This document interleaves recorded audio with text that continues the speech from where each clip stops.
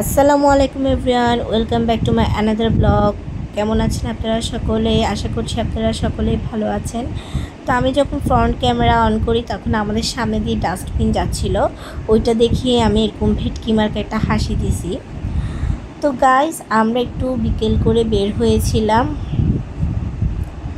কিছু কেনাকাটা করার জন্য। কেনাকাটা বলতে এটা আমাদের ঈদ শপিং না, ঘরের জন্য কিছু কেনাকাটা করার জন্য, ঘর সাজানোর জিনিসপত্র। আর চট্টগ্রামে এটার জন্য তো মোস্ট ফেমাস হচ্ছে গোলাম রসুল মার্কেট। তো এখানে আমরা যে স্টেশন ওয়াচগুলো আছে ওগুলো দেখছিলাম। পার্সোনালি আমার স্টেশন ওয়াচগুলো খুব ভালো লাগে, এগুলো অনেকটা ক্লাসি একটা লুক দেয়, পুরো ঘরের লুকটাই চেঞ্জ করে ফেলে। তো আমরা ঘুরে ঘুরে দেখছিলাম, পছন্দের অপছন্দেরও বিষয় আছে। প্রথমগুলা ভালো লাগেনি, আমরা একটা জিনিস নিতে গেলে অনেকগুলা বেছে দেন একটা নিব, মন মতো না হলে তো নিবই না, আমরা মেয়েরা এরকমই। তো দেখছিলাম ঘুরে ঘুরে, আর যেহেতু এটা রোজার মাস চলছে, এত এত মানুষের ভিড় ছিল, আল্লাহ আমি কি বলবো। যতই ভিড় হোক না কেন, শপিং করতে কিন্তু খুব ভালো লাগে, সেটা নিজের জন্য হোক বা হোম ডেকোরেশনের জন্য হোক, শপিং মানেই ভালো লাগে। আমার থেকে মনে হয় এটা সব মেয়েদেরই সেম ফিলিংস, শপিং করতেই ওদের খুব মজা লাগে। ভুট্টা খাইতে আমি ইন্ডিয়া থাকতে কি পরিমাণ, ইন্ডিয়া তো সারা বছর পাওয়া যায়। আমি এটা জীবনও খাই নেই, আমার ভালো লাগে না ভাই একটু ভালো করে লেবু আর একটু মরিচ। ঢাকায় তো তোর ইয়ার সামনে ওই কি বলে না 32 নাম্বার লেকের সামনে। এটা আমার দেখতেও ভালো লাগে না। না না না, লবণ কম নেই, সমস্যা নেই। মরিচ বেশি, লবণ কম। মরিচ নাই, জাস্ট এই মহিলার অবস্থাটা দেখেন, পাগল হয়ে গেছে ভুট্টা দেখে। রিক্সা টিক্সা একটা অবস্থা। অ্যাস্থেটিক রয়্যাল মানুষ ওটা এগুলো পছন্দের মতন করে বানাই দিই। Thank you so much. আর পছন্দ হচ্ছে আমার আম্মার। নিয়ে যান আন্টির জন্য। না ভাই, কয়টা বন্ধু থাকেন?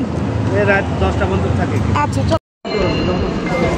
আন্টি দেখছেন আপনার জন্য না নিয়ে খাচ্ছে, যে আমি বলছি আন্টির জন্য একটা নিতে, এই মহিলা নিবে না, নিজে খাবে। सो गाइस, दिल थाम के बैठिए, मैं अभी आप लोगों को दिखाऊंगी हमारा station watch. Look so beautiful, তাই না? দেখতেই কি সুন্দর লাগছে, মাশাল্লাহ মাশাল্লাহ, পুরাই একটা ভিনটেজ একটা লুক দিচ্ছে, তাই না? লাইটিং, দেন ওয়াল ডেকোরেশন, সব মিলাই পরিবেশের সাথে পুরাই খাপ খাওয়াই গেছে। এতটা সুন্দর লাগছিল, আমারই চোখটা জুড়াই যাচ্ছিল পার্সোনালি। দেন আমরা ইফতারের পর কিছুক্ষণ রেস্ট নিয়ে রাতের দিকে বের হয়েছি, একটু রাতের শহরটা হাঁটার জন্য। আসলে ইদানিং আমার খুব ইচ্ছা করে রাতে বের হতে, রাতের শহরটা হেঁটে দেখতে, তাই বের হয়েছিলাম রাতের শহর কেমন তা দেখার জন্য। চারপাশটা কতটা স্তব্ধ, কতটা নীরব, কতটা শান্ত, তাই না?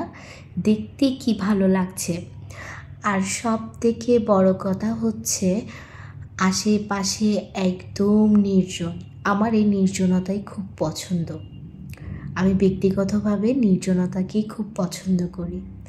আর আরেকটা কথা না বললেই না, আমি হাঁটছিলাম আর এত সুন্দর চারপাশ থেকে বাতাস আসছিল, আল্লাহ আমার মন চাচ্ছিল যে বাতাসগুলোকে আমি গিলে গিলে খেয়ে ফেলি, এতটাই ভালো লাগছিল বাতাসকে আমার।